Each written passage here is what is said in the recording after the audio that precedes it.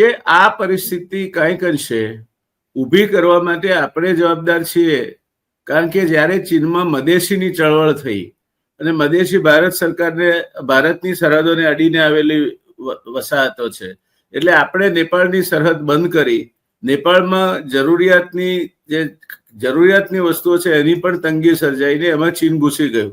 એટલે ભારતની વિદેશ નીતિ પણ ક્યાંક અંશે આમાં ઊંઘતી ઝડપાઈ, જેના કારણે નેપાળ આપણાથી દૂર ગયું. મદેશીઓની ચળવળમાં આપણે પડવાની જરૂર નહોતી, એ નેપાળની આંતરિક બાબત હતી. એમાં અબકી બાર ટ્રમ્પ સરકાર કરવા માટે આપણે ભાષણ કરવા જવાની જરૂર નહોતી.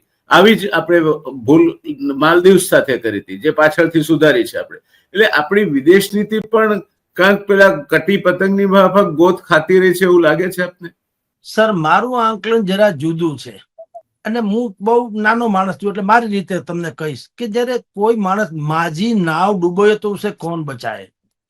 આપણે નેપાળને એટલા માટે રાહત નથી આપતા કે એ ગદ્દારી કરે. એ આપણું પડોશી રાજ્ય છે અને આપણા જેવું જ છે. આમ જુઓ તો આપણું ચલણ ત્યાં ચાલે છે. એટલે આપણી કોશિશ તો વિદેશી નીતિમાં એવી હતી કે નેપાળની સાથે આપણા સંબંધો યથાવત રહે અને ચીન ઘૂસી ન જાય.